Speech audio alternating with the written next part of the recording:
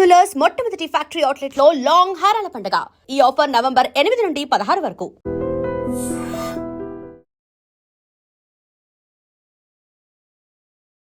Welcome to iDream. నా పేరు Lumpini. Telangana epicentre Jubilee Hills. ఇప్పుడు హై వోల్టేజ్ బై ఎలక్షన్ అంటే ఇదేనే చెప్పుకోవాలి. సో ఇక్కడ జరుగుతున్న ఎలక్షన్ నేపథ్యంలో మనతో మాట్లాడడానికి అడ్లూరి లక్ష్మణ్ కుమార్ గారు మనతో జాయిన్ అవబోతున్నారు.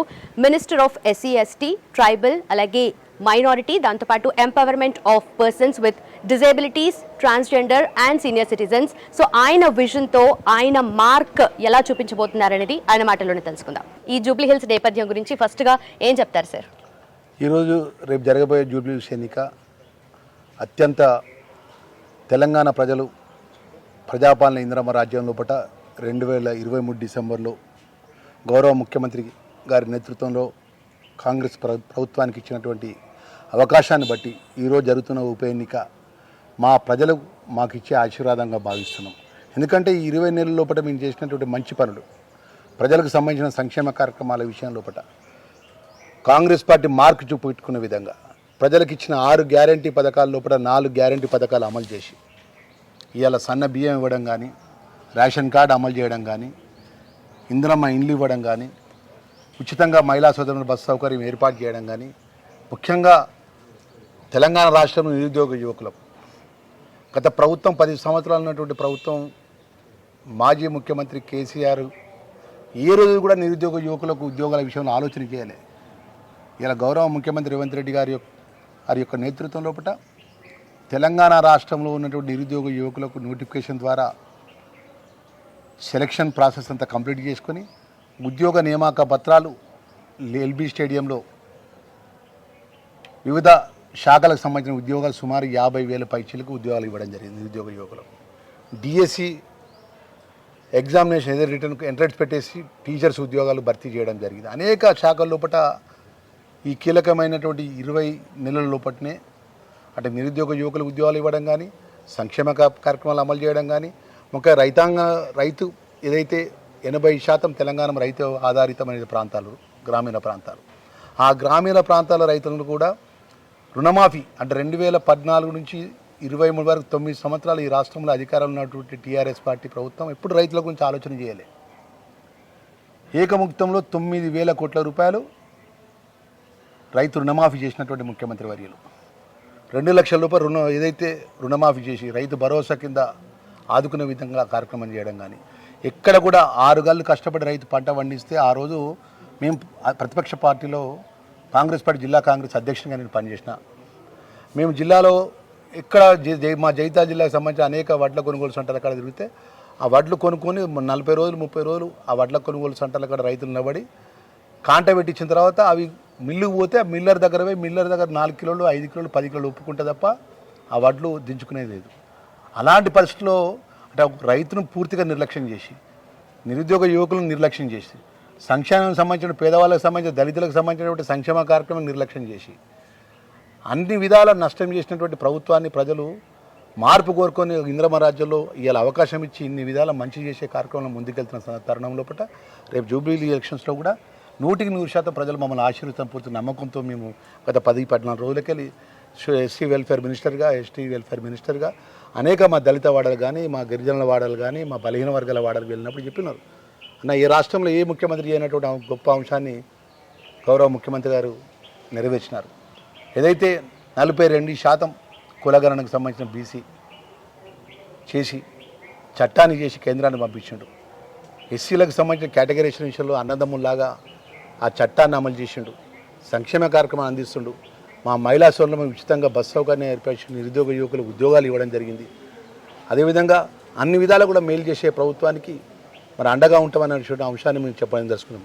ఈరోజు ఒకటి ఆ రోజు 10 సంవత్సరాలు ఈ రాష్ట్రంలో అధికారం ఉన్న యూనివర్సిటీలో ఒక వీసీలో ఏర్పాటు చేయలేదండి. 9 సంవత్సరాల రాష్ట్రంలో ఉండి ఈరోజు ఉస్మానియా యూనివర్సిటీ వైస్ ఛాన్సలర్ ఏర్పాటు చేయడం జరిగింది. అదేవిధంగా వ్యవసాయ శాఖ అగ్రికల్చర్ యూనివర్సిటీకి వీసీని ఏర్పాటు చేయడం జరిగింది. అంటే ఈ విధంగా అన్ని అంశాల లోపల, అన్ని శాఖల లోపల విద్యాపరంగా కానీ, నిరుద్యోగుల పరంగా కానీ, సంక్షేమ పరంగా కానీ, రైతుల పరంగా కానీ అన్ని విధాల మేలు చేసే విధంగా ఈరోజు ఈ ప్రభుత్వం గౌరవ ముఖ్యమంత్రి గారి నేతృత్వంలో ముందుకెళ్తున్నాం. మా బలహీన వర్గాలకు సంబంధించిన యువకుడు 2 పర్యాలు ఓడిపోయాడు. ఓడిపోయిన ప్రజల మధ్యలో ఉన్నాడు. నవీన్ యాదవ్ను పెద్ద ఎత్తున గెలిపించే విధంగా ప్రజలు ఎంతో నమ్మకంతో విశ్వాసంతో మేము అనేక సందర్భంలో కూడా అనేక ప్రాంతాలు మేము తిరిగినప్పుడు ఆ ప్రజలు మేము ఆశీర్వాదం ఇస్తున్నాము.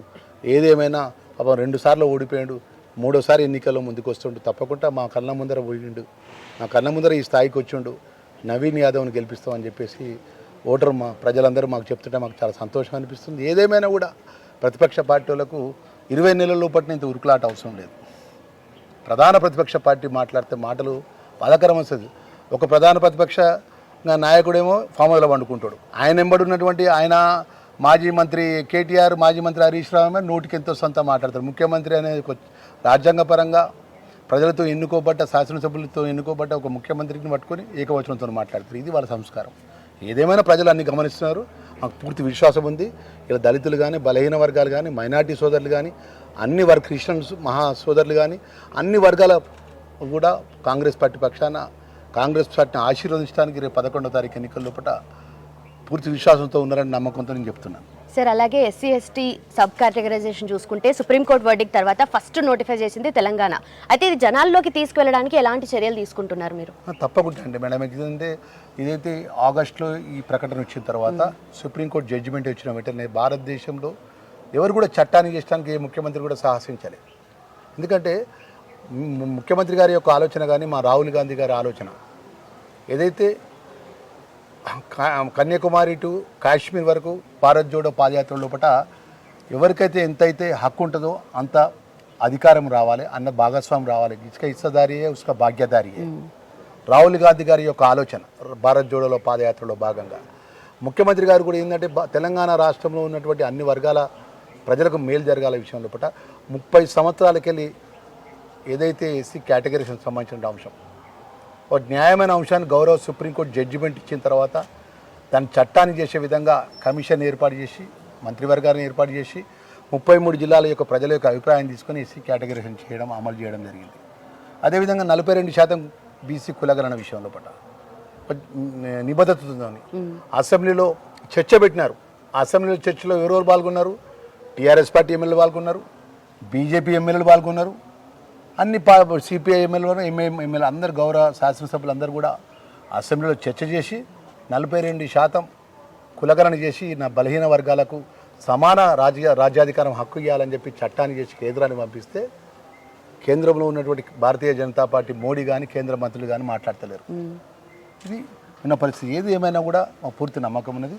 ఎస్సీ కేటగిరీషన్ విషయం లోపల న్యాయమైన విషయం. మేము అన్నదమ్ముల్లాగా మేము ఎవరికి వ్యతిరేకం కాదు. మా మాల కుల బాంధవులు కానీ, మా ఉపకులాలు అందరం కూడా సమాన హక్కు.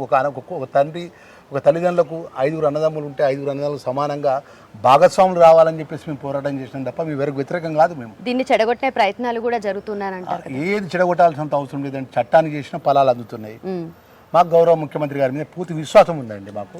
ఎందుకంటే ఇచ్చిన మాట అమలు చేసినారు వారు. ఎక్కడ కూడా ఆయన మీద, వారి మీద ఎంత ఒత్తిడి ఉన్నా, ఎంత రాజకీయ పరంగా ఆయన వారు ఇంత తొందర చేయాల్సిన అవసరం లేదని మాట్లాడినప్పటికీ కూడా చట్టపరంగా చట్టానికి లోబడి వారు ఇవాళ చట్టాన్ని చేయడం జరిగింది. ఎందుకంటే సమానంగా హక్కులు పొందాలని, అందరికీ కూడా అన్ని ఫలాలు అందాలని చెప్పి 5 అన్నదమ్ములకు భాగస్వామి తల్లిదండ్రులు పంచించే విధంగా ఈరోజు ఎస్సీ కేటగిరీషన్ విషయంలో దళితులకు సంబంధించినటువంటి అంశం విషయంలో పట్ల దళిత మాదిగా మా కుల బాంధవులు కానీ, మా మాల కుల బాంధవులు కానీ, మా ఉపసంఘాలకు కానీ సమాన హక్కు ఎస్సీ రాజ్యాంగ నిర్మాత అంబేద్కర్ యొక్క చట్టాన్ని అమలు చేసే విధంగా చట్టాన్ని చేయడం జరిగింది తప్ప మీ ఎవరికి వ్యతిరేకం కాదు.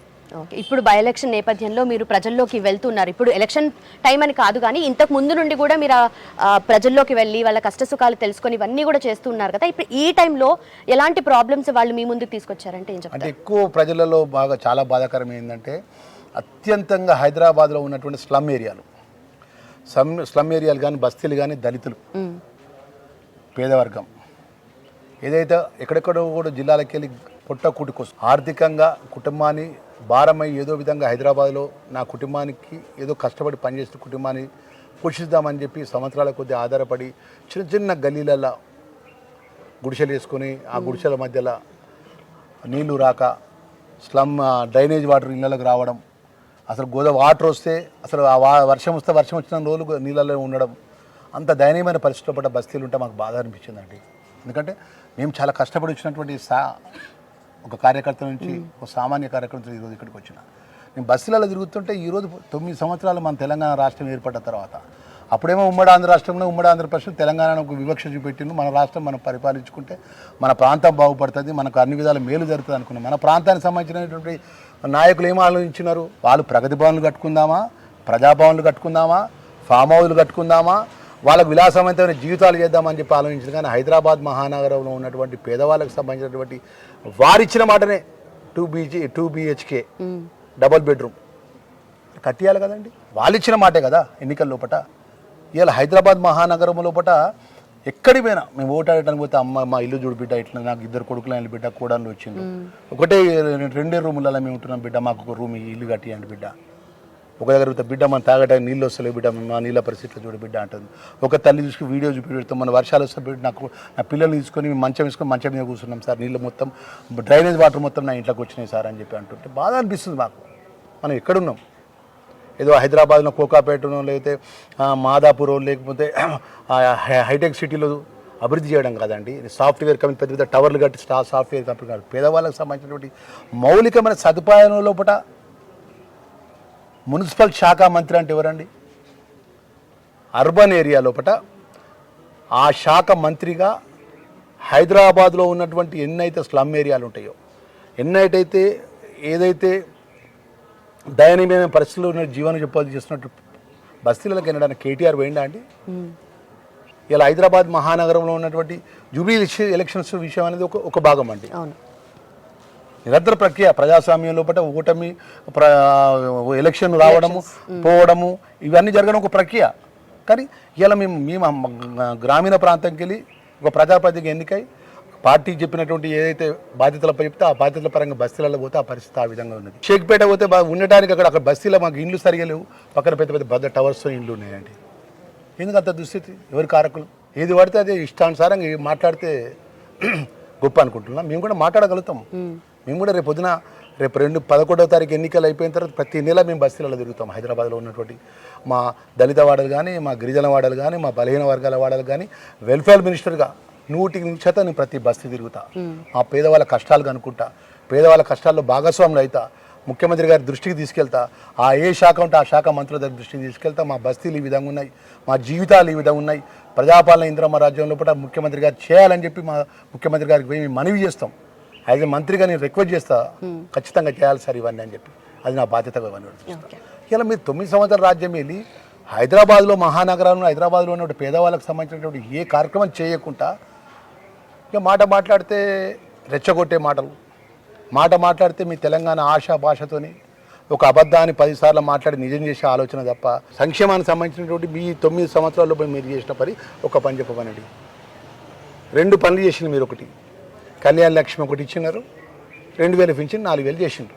నేను కానట్లేదు. అది ఒక ప్రజాప్రతినిధిగా మేము జిల్లా పరిషత్ చైర్మన్గా పనిచేసినాం, రాష్ట్ర ఎస్సీ కార్పొరేషన్ చైర్మన్గా పనిచేసిన.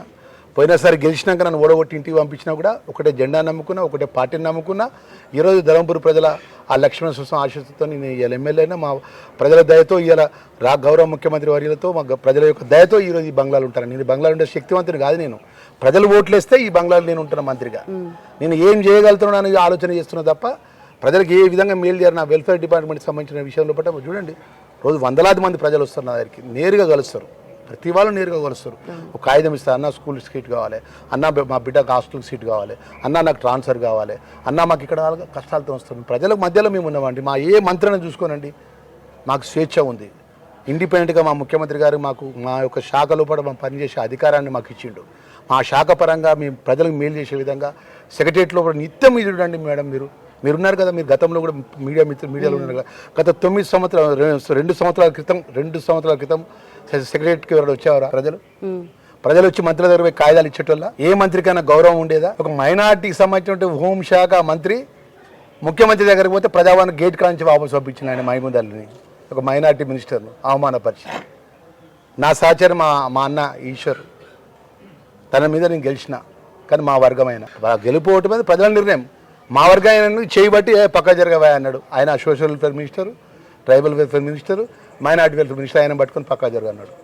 ఆ విధమైన ఎక్కడన్నా ఎవరికన్నా గౌరవం ఉన్నది ఎవరు ఉంటే ఇలా మంత్రిగా చెప్తున్నాం కదా, మాకు ఇంత లిబర్టీ ఇలా మా శాఖ పరంగా.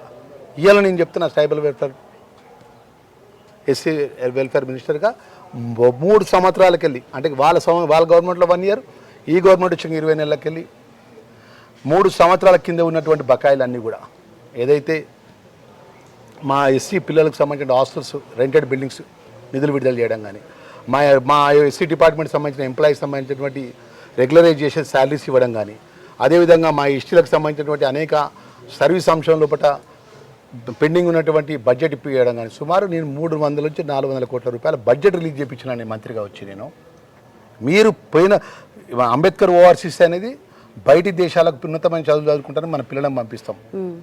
ఆ పంపి చేసే తల్లిదండ్రులు పిల్లలు ఏం చేస్తారంటే ఉన్న ఆస్తి మొత్తం అమ్మి అవసరం అనుకుంటే పక్క వాళ్ళ దగ్గర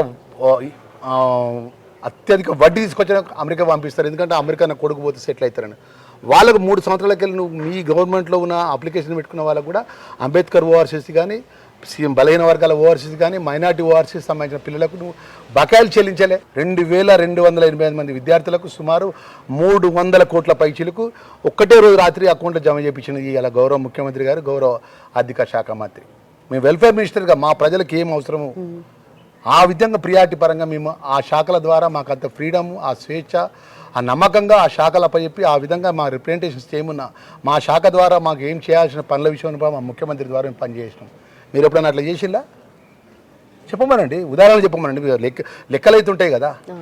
9 సంవత్సరాలపు ఆర్థికాన్ని సంక్షేమం సృష్టించి ఆర్థికం కల్లాబిల్లం చేసి మొత్తం ఆ ఆర్థిక దోపిడీ చేసి కాళేశ్వరం పేరు మీద దోసుకొని, మిషన్ భగీరథ పేరు మీద దోసుకొని ఏమైనా మంచి చేసిందా చెప్పమనండి. వెల్ఫేర్ పరంగా చెప్తున్నానండి. ఎస్సీ డిపార్ట్మెంట్ ఒక గవర్నమెంట్ కొత్త బిల్డింగ్ భవనాన్ని నిర్మాణం చేయడం కానీ, వెల్ఫేర్ పిల్లలకు, ఎస్టీకి సంబంధించిన పిల్ల గురుకులాల పిల్లలకు, ఆశ్రమ పిల్లలు చదువుకున్న పిల్లలకు ఒక నూతన భవనాన్ని నిర్మాణం చేసినట్టు కానీ ఎక్కడ చూపెట్టమనండి. అదే వాళ్ళైతే ప్రగతి భవనం కట్టుకున్నారు, ప్రజాభవనాలు కట్టుకున్నారు, విలాసతమైన జీవితాలు ఉన్నాయి, ఫామ్ హౌజులు ఉన్నాయి. మా పిల్లలకు మా భవిష్యత్తు ఏంది? పిల్లలు భోజనం చేస్తే డైట్ ఛార్జీలు పెంచలేదండి. డైట్ ఛార్జీలు ఉంటాయి, భోజనం చేస్తే డైట్ ఛార్జీలు. హాస్టల్స్లో వెల్ఫేర్ చదువుకున్నప్పుడు ఎస్సీ పిల్లలు కానీ, ఎస్టీ పిల్లలు కానీ, మైనార్టీ పిల్లలు కానీ, బీసీ పిల్లలు కానీ లక్షలాది మంది పిల్లలు హాస్టల్స్లో భోజనం చేసుకుంటే 2014 ముందు ఏ రేట్లు అవుతున్నాయో 2023 వరకు హాస్టల్ చదువుకున్న పిల్లలంతా వెల్ఫేర్ పరంగా పిల్లలు ఉన్నారు. ఆ పిల్లల యొక్క డైట్ ఛార్జీలు పెంచాలి, కాస్మెటిక్ ఛార్జీలు పెంచాలి, బుక్స్ ఇవ్వాలి, వాళ్ళని ఆదుకోవాలని నిన్నడు ఆలోచన చేయాలి కేసీఆర్ ప్రభుత్వం. ఇలా గౌరవ ముఖ్యమంత్రి రేవంత్ రెడ్డి గారు వచ్చినాక సుమారు 200% పైచీలకు డైట్ ఛార్జీలు, కాస్మెటిక్ ఛార్జీలు పెంచడం జరిగింది.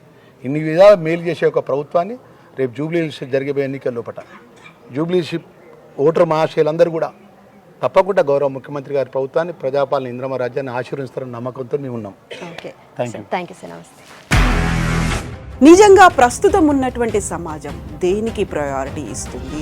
ఆర్థిక సంబంధాల చుట్టూ మాత్రమే తిరుగుతోంది. మళ్ళీ ఎన్నికలంగానే చాలా విరక్తి కలుగుతున్నాం.